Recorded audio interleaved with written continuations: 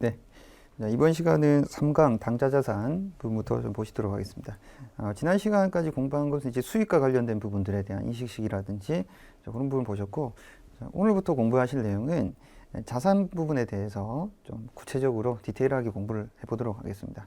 먼저 나오는 것이 당좌자산이고, 당좌자산은 우리 자산 중에서 유동자산에 해당되는 것이다 이렇게 생각을 해주시면 되겠습니다. 당좌자산에서 공부하실 내용들이 1장에 보시면 현금 및 현금성 자산, 그 다음에 2장 은행 계정 조정표, 3장 매출 채권 이런 부분들이 있습니다. 자, 이런 부분들을 한번 같이 보도록 하겠습니다. 자, 먼저 1장에 현금 및 현금성 자산에 해당되는 부분들 좀 보도록 하겠습니다. 네, 첫 번째 1번의 현금 및 현금성 자산에 해당되는 것들은 이제 어떤 것들이냐? 현금성 자산은 투자나 다른 목적이 아닌 단기의 현금 수요를 충족하기 위한 목적으로 보유한다 이렇게 돼 있죠. 네, 이거는 이제 기본적으로 현금으로 가지고 있거나 현금으로 전환이 용이하고 가치 변동의 위험이 경미한 경우 현금성 자산으로 분류가 될 수 있다 이렇게 생각을 하시면 돼요. 그래서 우리가 일반적으로 현금, 현금성 자산 이렇게 구분하는데 재무상태표에 표시를 할 때 현금성 자산이 현금에 그냥 포함이 돼서 작성이 되기도 합니다. 그래서 구분을 할 수도 있지만 하나 현금으로 볼 수도 있다 이렇게 생각을 해주시면 되겠어요. 그 다음에 이제 두 번째 단락에 보시면 그런 말이 있네요. 투자자산은 일반적으로 만기일에 단기에 도래하는 경우에만 현금성 자산을 분류된다. 여기서 이제 투자자산이라고 하는 것은 금융상품에 해당되는 것들을 생각하시면 되겠습니다. 내가 이제 은행이나 증권회사 같은 데서 금융상품을 가입을 했는데 이 금융상품은 현금성 자산에 포함이 되느냐 안 되냐는 거기에 나와 있는 것처럼 만기일이 단기에 도래한다. 근데 여기 단기는 초단기여야 돼요. 초단기라고 하는 것은 뭐냐? 취득일로부터 만기가 3개월 이내인 경우, 이런 경우가 이제 초단기다 이렇게 생각을 하시면 돼요. 자, 그런 경우에는 현금성 자산으로 분류를 할 수가 있어요. 금융상품 중에서도 만기가 매우 짧은 거. 그것들은 왜 현금성 자산이 되느냐? 현금성 자산은 방금 위에서도 보신 것처럼 현금으로 전환이 용이하고 가치 변동의 위험이 경미해야 되는데 3개월이라는 짧은 기간은 조금만 기다리면 바로 현금 바꿀 수 있죠? 그 다음에 3개월 동안의 그 자산의 가치가 크게 안 변할 거예요.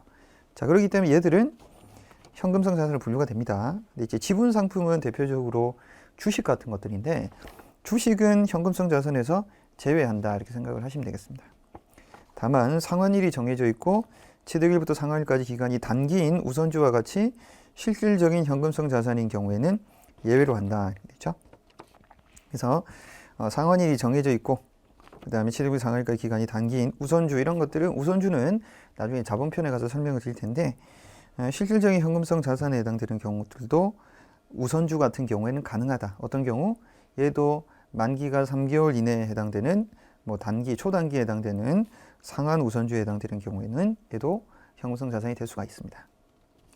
그 다음에 현금성 자산을 구체적으로 살펴보면 하단에 보시면 현금 및 현금성 자산은 통화 대형증권, 요구불 예금, 현금성 자산 이런 것들이 합으로 구성이 되어 있어요.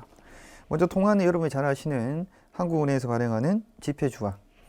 통화 대형증권은 지금 많이 안 쓰는데 옛날에는 이제 현금 대신에 수표 있죠? 자기업 수표, 그다음에 타임 발행 수표, 송금 수표, 각종 수표들 이런 것들을 통화 대형증권으로 보시면 되고 거기 이제 우편한이라고 하는 거는 이거는 요새는 많이 안 쓰는데 옛날에는 이제 부모님 시골에 계시는 부모님한테 용돈을 송금해 드리고 싶다 그러면 시골은 은행이 많지가 않아요. 가보신 분 아시겠지만 읍내에 가봐야 농협밖에 없습니다. 그런데 시골도 읍이 아니라 면에 가면 하나씩 있는 게 있어요. 그게 뭐냐면 우체국이에요. 면사무소나 면소재지 근처에 가시면 면사무소 소재지 근처에 가면 우체국이 있어요. 우체국에서 우체국으로 우편한을 보냅니다. 그러니까 우편한은 어떤 역할을 하느냐? 그러면 그 우편한을 누구한테? 그 시골에 계신 부모님한테 드리면 전달하죠. 그 집배원 아저씨들이 그 우편한을 받아서 우체국에 가면 현금으로 바꿔줘요. 그래서 이제 우체국에 이제 금융 기능이 있는 이유가 거기서부터 유래가 되긴 했거든요. 그러니까 우편한도 사실상 뭘로 바꿀 수 있다? 현금으로 전환이 용이한 것이기 때문에 일종의 이것도 통화 대형 증권으로 보시는 겁니다. 우표하고는 달라요. 우편한이라고 하는 것은. 만기가 도래한 공사채 이자표.